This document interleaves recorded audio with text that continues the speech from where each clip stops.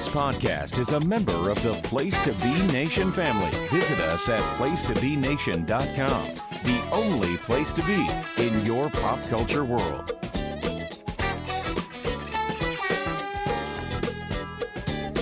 Hey, Adam Murray here, one half of the Place to Be Nation's NBA team, along with Andrew Riche. This is part 8 of our Gone Fishin' series. Thanks for listening. Hope you enjoy it. Loose ball. Tabo has it. Runs it to Burks. Catch and shoot three. No. Rebound. Oh, my! I got to see that over and over again. Up on the ladder. The rookie, Donovan Mitchell, brings it down. We have a nominee for the dunk of the year. And we are now on to the Utah Jazz, which is, I mean, they're in the post-Gordon Hayward era, of course, Adam, but, I mean, there's definitely – they got something to sing about. You see what I did there with the Jazz and something to sing about, you know? Yes, that. This is where you're supposed to feed in and then start on your spiel about the Jazz. And you totally botched it. Because, you know, Utah just home of tons of music and – well, that's a sore spot for me with the fact that they were in New Orleans originally. But, do they have good jazz musicians in Utah? Do they have a jazz musician in Utah? I'm sure they have a jazz musician in Utah, you know. I mean, let me ask you this, because this is super random. The Mountain, like when they went all in with the Mountain font in the late 90s, now that was right at the time where they really peaked with Malone and Stockton and Hornacek and Russell. But, like, did you enjoy that whole, like, era where they went into the Delta Center and they sort of revamped the whole look right when the team was peaking? It was sort of like the Broncos when they went all the way from the powder red or the powder orange. The orange to the purple. It was definitely different, but just, you know, Utah was just Stockton Malone. I got very tired of them very quickly. Yeah, it was like the old car, but you put new mats in. Yeah, it's like, well, we wash it up, we put a paint job, but it's like, no, it still runs the way it's going to run. But this year, they are benefits from having, you know, the steal of the draft, which, Mitchell. Just fall into them at 13, and that makes the Hayward signing, you know, him leaving a whole mess of a lot easier. You have Gobert, who didn't fail to live up to his contract. He actually was still quite at a high level, which, you know, usually he was at equilibrium with what he got signed for. That's fair to say. I don't know if he'll win Defensive Player of the Year, but he's one of the finalists. And that's all that matters is you still made it. And then you made the Ricky Rubio trade, which he became a different player, which was strange. They gave up nothing to get him because Minnesota was desperately trying to dump him to sign Jeff Teague. Now that just speaks to how stupid the Minnesota Timberwolves were. But we'll get to that some other time. And then all of a sudden he gave up passing. He's like, I'm going to shoot now and not have assists. It's like, but that's what you were known for. Yeah, but he shot decently. He wasn't. I mean, his big hang up has always been that he's not a great shooter, but he had some moments. And also, I believe this was the first time he was in the playoffs. Am I right? Correct. And another thing which goes unmentioned: smart front office choices.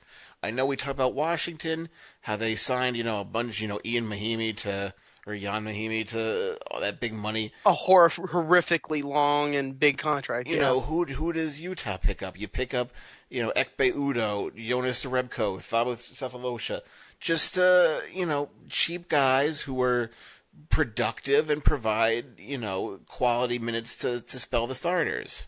Yeah, and the funny thing with Utah is that, after losing Hayward, which for a lot of teams in many circumstances would be just disastrous, and you would almost have like a built-in excuse for struggling the year after that when you're trying to rebuild. But, you talked about Donovan Mitchell. He averaged 20 points, 3 rebounds, 3 assists, a steal and a half, dunking machine, great shooter, had 40-point games galore. He was just everything that they needed. Sort of. Some people, I remember Kevin Durant in an interview said that he felt like Mitchell saved the Jazz. I don't want to go that far because they already had some decent pieces in place. The problem is there's a lot of moving parts here. Some are staying put, like Joe Ingles, who signed a new deal last summer, played well for them. He always plays well for them. he saved the Jazz, as in when the playoff door gets shut, it's hard to reopen it. So when you fall out of that top 8, you have 9 and 10 already chomping at the heels, and if you're just a step below that, you're in perpetual sort of Sacramento mode of not good enough to be good, but too good to be bad. Exactly.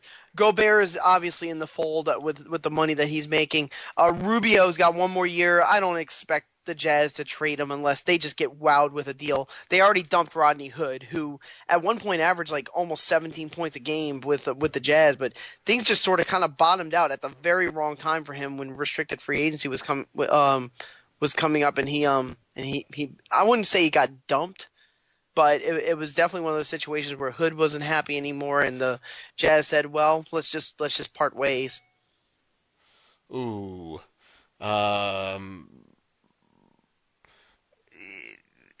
with Rodney Hood, he was supposed to be the future of the team. It was supposed to be his team, and then he lost out to the rookie and just never got it back. And the thing with the Jazz is they got 2 big question marks now. You got Derek Favors and you have Dante Exum.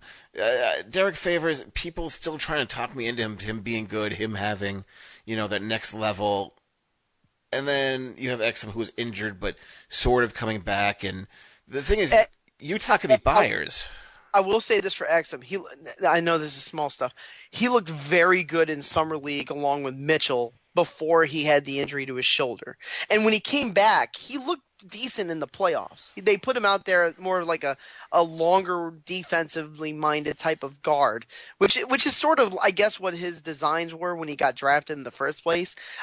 He's definitely not lived up to like his stature in the draft. I believe he was drafted 4th or 5th? 5th. I mean, that's high. So there's a lot to think about there with his with the restricted free agency, but with Favors, it's really interesting because he's had some moments this postseason and the postseason before that, like when they went 7 games with the Clippers, where Favors really bailed them out. Played really well while other guys were either sick or injured or didn't really bring it. And then there's some regular season long rough patches with Favors where you're just like, is this guy even valuable anymore? Yeah, and he's no longer a young kid anymore. He's 26 years old. He's hit his prime, so this is supposed to be his time to shine. I don't know where he is, and I don't know what you could do it, but just going back to Exum, you have to re-sign him, right? You can't not. Because of Rubio being up in 2019. No, not that. It's just he was supposed to be your guy, and he's a developmental thing. You can't just abandon him now because he's showing signs of progress, right? You have to give him like a 2-year deal or something. Yeah, and they don't have like a lot of draft assets. They got the 21 pick and they got the 52 pick. So, you just got to make – I mean, they got – how late – you talked about this before on the show. How late did they get Gobert again? It was like in the 20s in 2013. They got Joe Ingles off the street in Australia. The one that is sort of like always been very perplexing, but it's just one of those things where the Jazz have just really liked him and embedded him into their team, despite what the outside analysts think, is Alec Burks. They drafted him, they liked him. He developed for them, but then the moment he signed his extension, he just has had injury after injury. He will have moments, though, where he shines, and he looks very good. Yeah, but he can't stay on the court, and that's the problem, is they gave him that deal thinking he will develop, and I don't know if he has or can, or is he just going to be made out of papier-mâché. I like Jay Crowder, but you can't play Jay Crowder and Tavo Cephalosha. They're basically the same player. So does that mean Tavo Cephalosha gets traded? He is on a player option, so they could just let him go. Team option. Wow. Jonas Jerebko has a team option. What happens with him? He's a nice, solid, cheap pickup. If they don't, they probably should take him because he's good for 15 minutes. And if they get a decent big man, or they feel like they get a lot of development out of Tony Bradley, they can just let Ekpe Udoh go. That's not guaranteed. They really like Royce O'Neal. They extended him for like 2 or 3 years, so he's in the fold for small money. Good scouting, like you said. And then very small stuff like David Stockton, George Niang, Eric McCree. Who knows? They'll probably not be there. The one that worries me is that I think the Tony Bradley draft pick may have been a bust. Well, it's hard to get on the court when you have, Favors in his maybe development, and then you have, Gobert sitting there. And I mean, and listen, when they beat Oklahoma City, it didn't feel like a fluke. It felt like they were better than the Thunder. Oh no, they solidly beat them. So it was, you have, again, for a team who was supposed to be down and supposed to be, woe is us. They kept their head down, they grinded, and all of a sudden made it to the second round, which I don't even think they expected to. And this is where I give the credit to Mitchell, is that, like we talked about on one of our installments, the Miami Heat. And the problem we had with the Heat was that when they played a really talented team like Philadelphia in the playoffs, they just looked overwhelmed. They didn't know how to handle the talent level. With the Jazz, you have a guy at that level in Mitchell, and that's a great asset to have when it comes down to brass tacks, and you need to win a playoff game. One thing Utah does have is fundamentals. They got that down, and which not too many other teams do. So always a good defensive team. Yeah, exactly. Good job by Fournier to tip that rebound away from Whiteside. Gordon threw it to himself. A self-pass and a dunk by Aaron Gordon. Watch Aaron. He gets bumped off, realizes he's not going to make it, just throws it off the glass, and quick enough. Oh, do I really have to go ahead with this, Adam? This might be the most Magic. dire of situations I can possibly think of. Where do you go with a team with no direction, no coach, no franchise player, who has a ton of money already dedicated? I don't even. This is just a disaster. And there's very high potential that you will lose your best player, Aaron Gordon. Oh, because if I were like a Brooklyn or if Otto Porter got $25 million a year, Aaron Gordon will get 27. He will get maxed. I've been hearing all these things about, oh, well, if I was the Magic because of my cap situation with Fournier and Biyombo, I would try to lowball him at 18 and he might take it because he won't get back. Let me tell you something. I can name at least 3 or 4 teams that'll be desperate enough to give max money on an offer sheet to Aaron Gordon right now. Orlando gave $16 million to Biyombo, so teams will pay for that. And Aaron Gordon has been improving every year. He just came into the league, don't forget, as a player with no position and no clue, and now he's developed a shot, he's developing some moves. He is a nice young player who by default is the cornerstone because he's the only player left. Like Hennigan, you could say what you want about him, but I don't know what he saw in Elfrid Payton, just refused to trade him every year, and then you dump him for a second-round pick. And then you have nobody. Your first round pick last year, Jonathan Isaac, is not a superstar and can never be one. I don't even remember him much at all. The one thing I'll say about the Magic is that they had a very strong first few weeks of the season where they were shooting the ball well. Defensively, they seemed to be jumping around. And Frank Vogel, it was just one of those very small blink and you miss it things where it looked like they may have turned a corner, and then it just all sort of bottomed out again, and they were back to being a really bad team. It was, Vogel tried, but it wasn't his team. It wasn't his players. And remember, too, they brought in a new GM in the middle of it all. So Hennigan's gone. I don't remember the name of the current GM. I think one of them was the guy who was let go in Milwaukee in the Jason Kidd struggle, John Hammond, right? Yes, I believe he's one of them, and there's another guy who's sort of mixed in with him in Orlando. So Vogel was, I wouldn't call him a sitting duck because I still think he's a good coach, but it was one of those situations where if you're not the guy that the GMs that are hired wanted, then the moment you have a bad year, you're going to be out the door. And again, what could he have done with that roster if you have, Terrence Ross, Fournier, Elfrid Payton, who they traded, then Vucevic, who everyone's like, well, that's your best player. He's like, I don't like him, I can't play him tonight. Next game, well, I'm going to play him 40 minutes. And I will say this from terms of body language, Vucevic in Orlando looks miserable.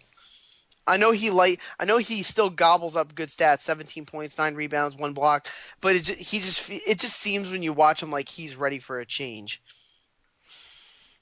Because they refuse to make him the focal point or do anything, and they don't have any plan and any, their rebuilding process made the team worse, and Jacques Vaughn's lack of ability to develop any players has hurt them even more as well. And it's just well. Here's the problem too: how bad they were. The thing is that they were so bad, but the problem is they never got better over the years. There wasn't even like a very small, microscopic improvement in quality. They were just bad and then worse and then worse and then worse. And then you bring in another coach and he can only slightly improve it from the worst to really bad. So now you're at really bad. And really you've got bad. the salary that's ballooning everywhere. And, like I said, you have all that. Then you have the number 6 pick, and then you get Isaac, who was injured for most of the year, but he's not an offensive guy. You needed a point guard? No. Peyton's our guy. So you're going to take a defensive guy. You already have Biombo, who's just a defensive specialist who can't shoot. And you just squandered everything you got from the Dwight Howard trade. Yeah, the appeal with Isaac was his wingspan and if he was able to develop a 3-point shot very early in his career. I don't want to give up on him too quickly. The Fournier thing, I know that he played really well last year, and that's why or maybe it was the year before that, and they were sort of like stuck with trying to keep him in the fold. But I would try to move him now. Well, that's the thing, is his contract is too much, and you're just going to take in other salary from teams are desperate for scoring guards. That's how Goran Dragic got traded so quickly to the Heat. But every team is cash strapped, and Orlando. I don't know. They just, we can't say where they're going to go because they have no coach. They have really. They're gonna do it where we're not gonna pick the coach. Here's a better question: what kind of coach should they have? They went with defense with Vogel, didn't really go anywhere because he could not. The culture was gone. It's kind of like Jorger in Sacramento. And Vaughn was a mess. Scott Skiles, we all knew, was a hothead. He wasn't gonna last. What should they do? I don't even know, because who's even on their team?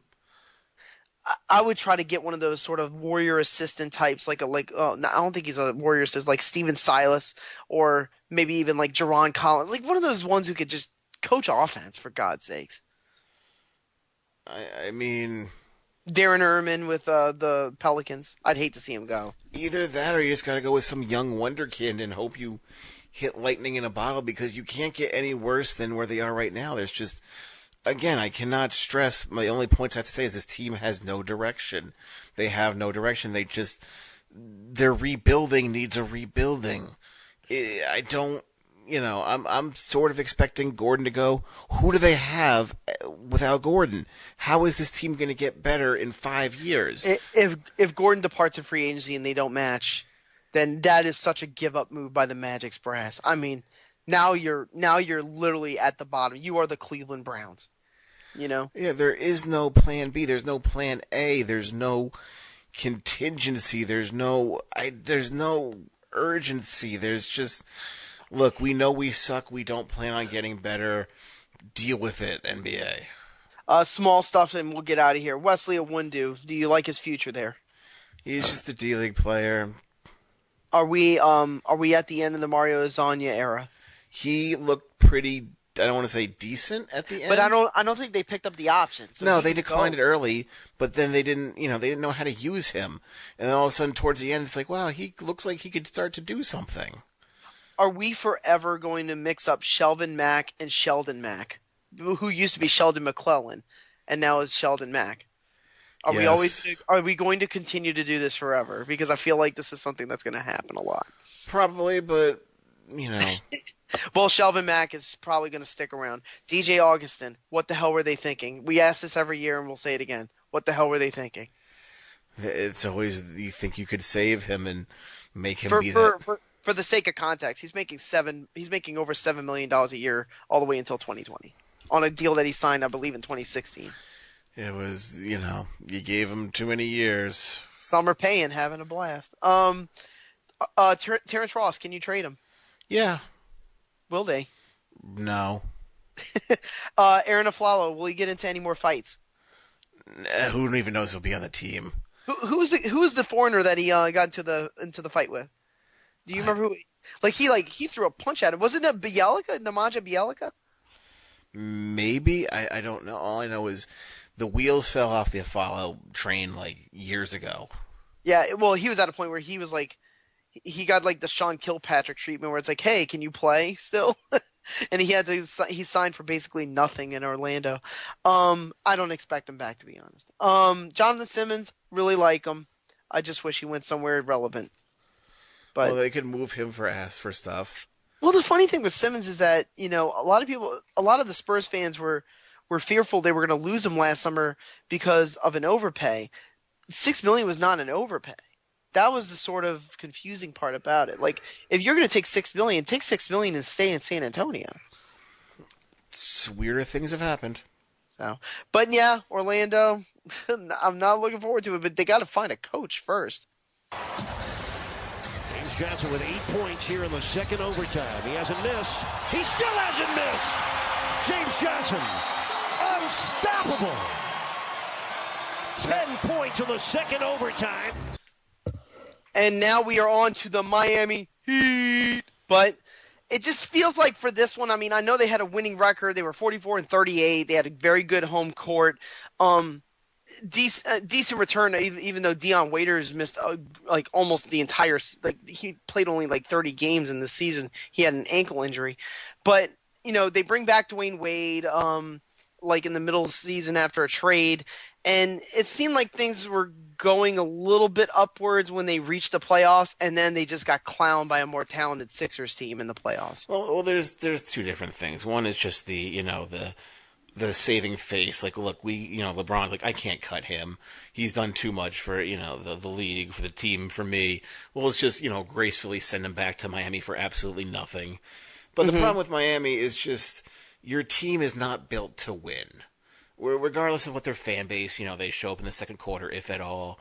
But you're built to. They kept signing Kelly Olynyk and Dion Waiters as your big signings, and you have Josh Richardson and who got an extension. Hassan Whiteside, who was like, oh, that's a great signing, and then, well, we're going to play small ball now and just make him angry because we know he's temperamental. So. We're just going to bench him because, we don't think we can win with him, even though he's, by far the best player on the court, not named Dragic. Yeah, and then when you go big, you balance out, you try to split the minutes with Bam Adebayo, who shows potential as like a, because he's such a big body. But, I mean, Jesus, you got Hassan Whiteside, and you're paying him max money. Use him, Yeah, you're paying him. Well, we need to go. But, so you're going to go Kelly Olynyk? Like... I guess it was just that obsession with, we always hear our offense is bad. Let's spice it up a tad with a shooting big. And he would have some pretty good games he had some pretty good outings against the Celtics, his former team in particular, where I was like, man, he really put out the revenge factor into that one. But, as a fit, Olynyk was kind of weird because he could get really good numbers in certain games, but it didn't seem like it flowed through the offense very well. Not like a James Johnson. James Johnson has fit really well in Miami. Tyler Johnson is a nice player. The problem is the big elephant in the room there is that he has that what they called an arenas provision contract where you can only match so much salary on the front end, and they get low salary, but then the salary balloons to double digits or more in the back half of the contract. And this is the beginning of the back half of the contract where he makes like $19 million a year. Yeah, and, you just mentioned James Johnson. That's the other big signing who I forgot to mention. You're not going to win any titles. You're not going to win. You're not going to compete having that as your core group. And, Tyler Johnson, I just don't understand why they matched that because, yes, he's a good player, but what are you expecting to have in year 3 and 4? Like, I don't know whether Miami thought Tyler Johnson would put him over the hump now. And it just creates, like I said, just this very mediocre team that they have. And I think that was just bad. I think that was just a bad talent analysis where they thought Tyler Johnson would be more of a bridge. Like he would be the guy that would sort of like keep things afloat until they got the next guard or wing type of guard. Like he'd become a Ginobili type player, like just a glue guy, like exactly. But here's the problem: you don't pay glue guys $20 million a year. That's where they made the mistake. Yeah, I get it. Everybody made a mistake in that. The 2016. That free agent, the free money year. I know everybody made mistakes, but I just don't see how. Sign Whiteside. Yes, you have to sign him, or you lose everything. You have no backup for him. You have no plan B for him.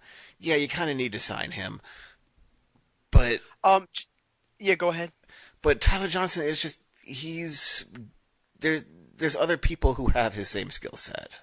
And also, it's sort of blocking the progress for Justice Winslow. It feels like we've always gone to bat for Winslow, even though he hasn't always shown the ability to rise to the occasion. He had some moments this year, which would be, I believe, year 3, where he seemed to be coming around. But his restricted free agency comes up next summer, so we're going to be in that October sort of purgatory of, will he get an extension like Josh Richardson did, or will he sort of be sacrificed and have to do what Marcus Smart's doing with Boston this summer? Yeah, with him, he's unfortunately forever lumped in on that. The Celtics were willing to give all those picks for him, and he was highly coveted. Injuries have been a part of that, and it's one of those things. Spoelstra has a history of players overachieving for him, but he hasn't been one of them. He's just been sort of meh. Yeah, Josh Richardson's one of those guys who's overachieved. Goran Dragic, as talented as he is, and people say, he didn't really show everything when he was in Phoenix and Houston and in Miami, they've gotten the most out of him. I'll say that. He won Player of the Week, I believe, once or twice in the Eastern Conference. Would you call him the leader of the team? By default, who else is it going to be? Well, it was weird when Wade came back, because when Wade came back, it's like, oh yeah, Wade can still sort of do some clutch stuff, but it didn't feel like he was leading the team. You get what I'm saying? I felt like it was Dragic's team. Well, Wade couldn't play 40 minutes anymore and be that clutch guy. It was just, he'll do things. We know he came back, but he's, the team's no longer his. Will he be back in November? I don't see him retiring, so. But if he doesn't retire, do you think he'll sign elsewhere? I don't really see him going anywhere, because Chicago didn't work out too well, and Cleveland was more or less a disaster. It was toxic, yeah. Which seems to have been that way with everybody who played with LeBron for some reason. I don't quite understand it, but. You mean the 4-time in a row Eastern Conference champion Cleveland Cavaliers? We sort of buried the lead there.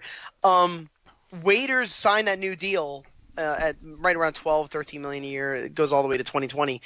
He played really well leading into this season, but it just didn't really work out for him because of the injury. I will throw that as a mulligan, because this is the first real injury-riddled season that Waiters has had in his career, and I think he can bounce back. He had a good 3 weeks. He got his contract based on a good 3 weeks, and then it's called Waiters Island.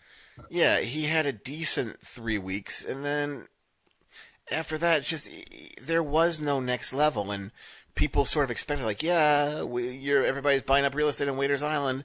It's gonna start sinking soon, and it looks like it started to, because he's just gonna be what he is. He'll just he's just a volume shooter. Doesn't really provide much else. And then there's the Whiteside thing, which comes back to, with Eric Spoelstra, I'm sure he had a lot of egos. He had the massage in the Big 3 days when they had Bosh and LeBron and Wade in their primes. And that was probably tumultuous for him. I'm sure he feels a little bit better having kind of, I wouldn't call them gym rats, but players that you call them the mid-level exception all-stars, but guys that are willing to sort of sacrifice and go up an extra notch in terms of work ethic in order to make things work for the team. This is the first time I remember in the last 3 years since LeBron left that Spoelstra sort of had a clash with a player in Hassan Whiteside regarding personnel issues. Just regarding anything. How he's utilized.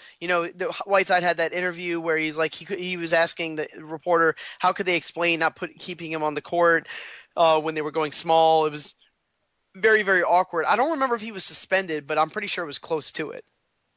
It's just, I don't know how that situation is going to go. It's just not good looking. You know, teams are sort of rubbing their hands together like, oh, okay, well, we'll take Whiteside, you know, that kind of thing. But hoping for a fleecing. But here's the problem with the Heat. The Heat are too smart to get fleeced.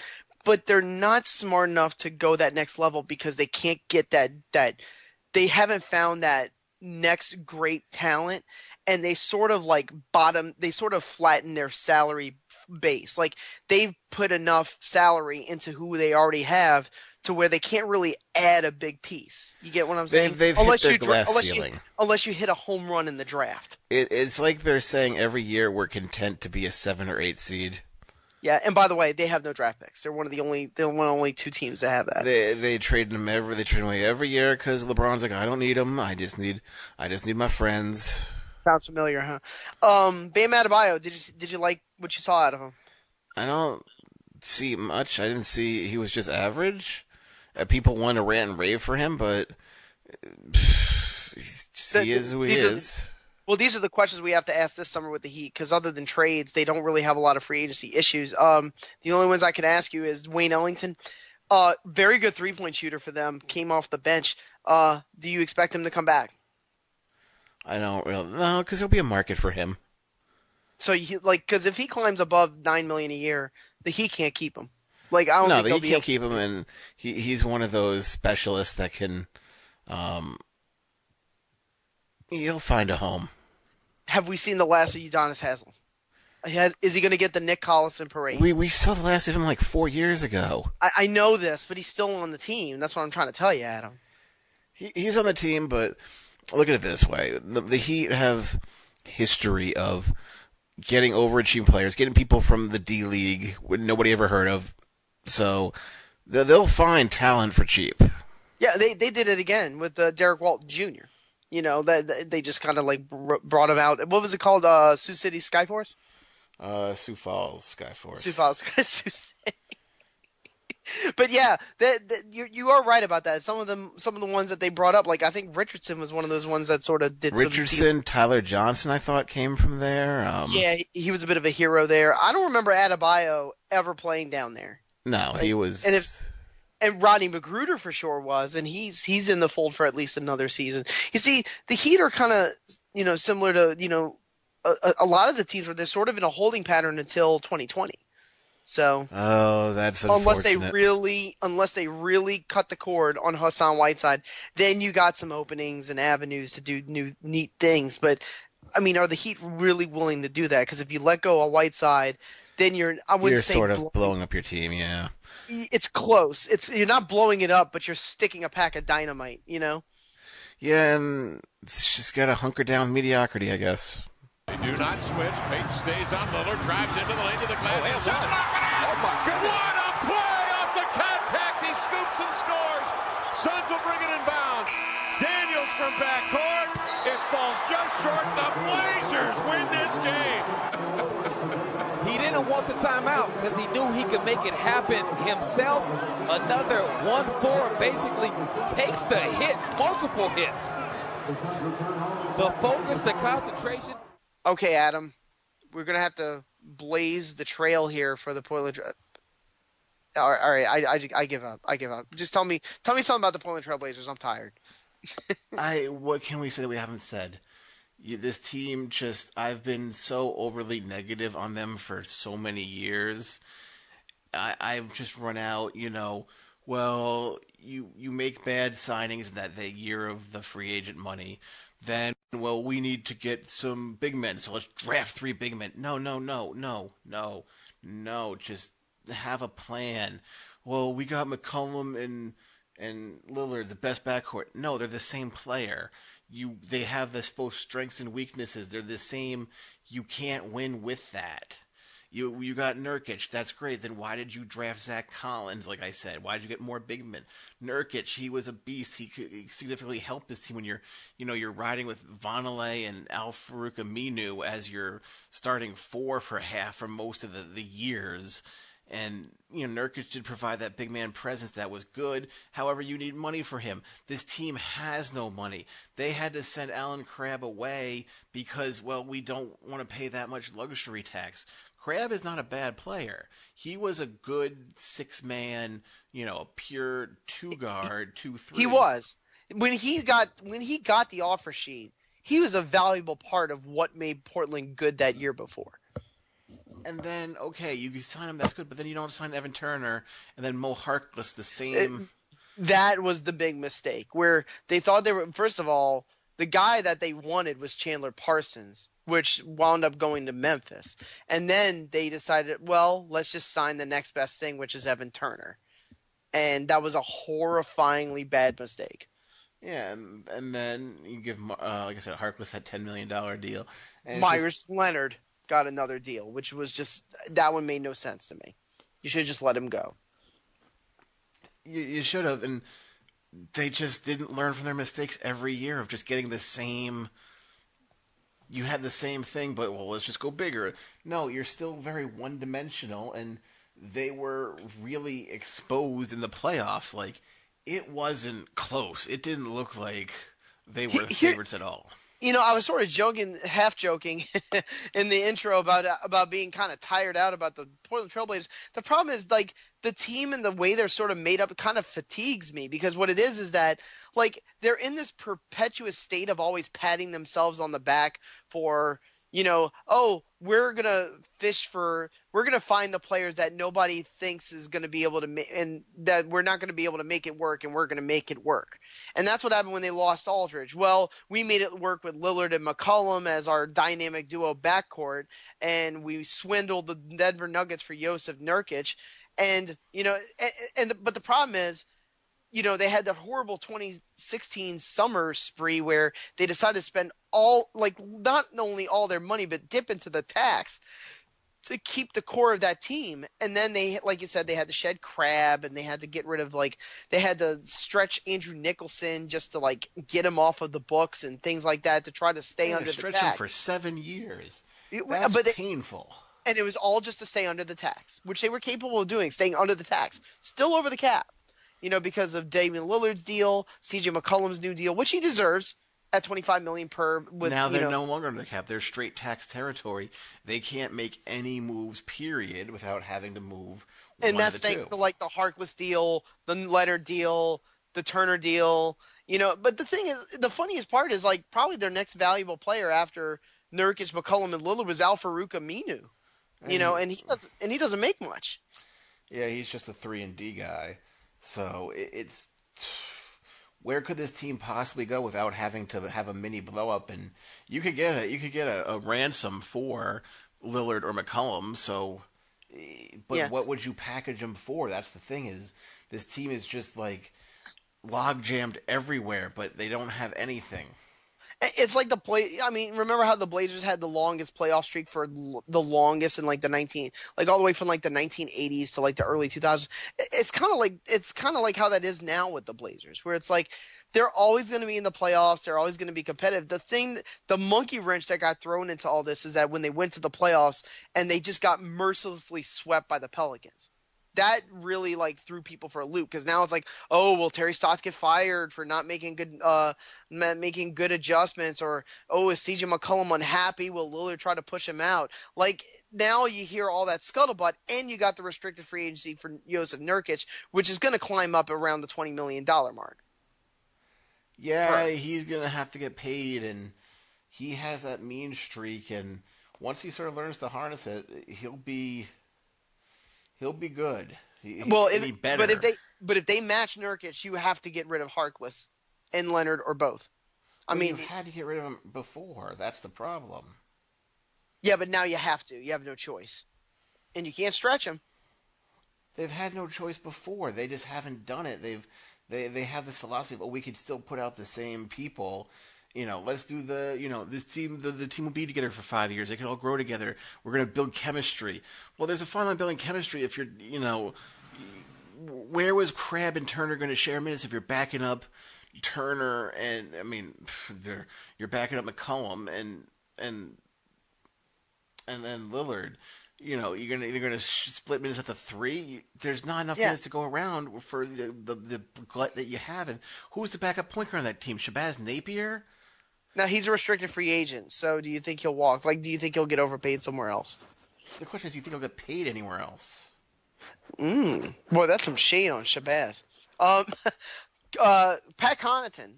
Do you think he has I mean, they like him, of course. He started minutes ahead of Harkless at times. But do you think he'll stick around? He was, but he can only stick around for the minimum. They have no money to do anything. And he's worth more than the minimum. I'll be honest with you. Yeah, he's a solid 8, the 8th man somewhere, and they can only pay him like he's a 10th man. And I think we've seen the last of Ed Davis. He's a very good rebounder, I know, but that's one of those ones where I don't think you don't have any, not even a red cent to keep him. Nope, and that's sort of the story of Portland. They don't have a red cent to keep anybody, and if you're just going to be drafting in the 20s every year, how good of a player can you get? You have to hope for a gem, but for the most part, like last year, Caleb Swanigan, he had a couple good games. He had a great summer league, and all of a sudden, didn't really do much. Well, with Davis there, along with Nurkic, kind of hard to fit in. But we'll see next year, because it's going to be a similar situation when McCollum sort of I wouldn't say took the reins from what Aldridge left behind, because Aldridge was a big man and McCollum's a smaller guard. But the minutes were there for McCollum to sort of take over on his end and be a star. For Swanigan, that opportunity might be there, especially given that they don't have any money that they can spend outside of the draft. So now you've got no choice but to use the players you already have. Zach Collins, they really, really like. I hope so, because he didn't really make the court much. He just seemed like he's got a little bit of an edge. He's a decent rebounder with some touch, and he can shoot. I think that's the biggest attribute. Like, they wanted a shooting big, and they thought they saw that in Collins. Outside of that, Jake Layman, Wade Baldwin was there for a cup of coffee. Georgios Papagiannis, I don't even know if he's still on the team, even though he's only 20 years old. Maybe he's worth keeping around. Hey, you get him you get a 20-year-old on a cheap rookie deal, veteran minimum deal. That's what the only thing you can do is just hope to get reclaimed projects. And what a fall for Papagiannis, unbelievable. What a fall for Portland. So just let's get to the big question. Will Lillard and McCollum be together by the time we get to the beginning of next season? I'd assume they're going to try to do one more year. I think, management wants to keep this team together, but I think they're going to learn, now that they're in the tax territory, it's going to be easier said than done. What is Neil O'Shea going to do with the Jusuf Nurkic restricted free agency? What do you think is the fallout? You got to pay him. But let's just throw it out there. Let's say, I don't know, the Miami Heat. Miami Heat give him $20 million, like 4-year, $84 million contract. Do you match? You got to pay him.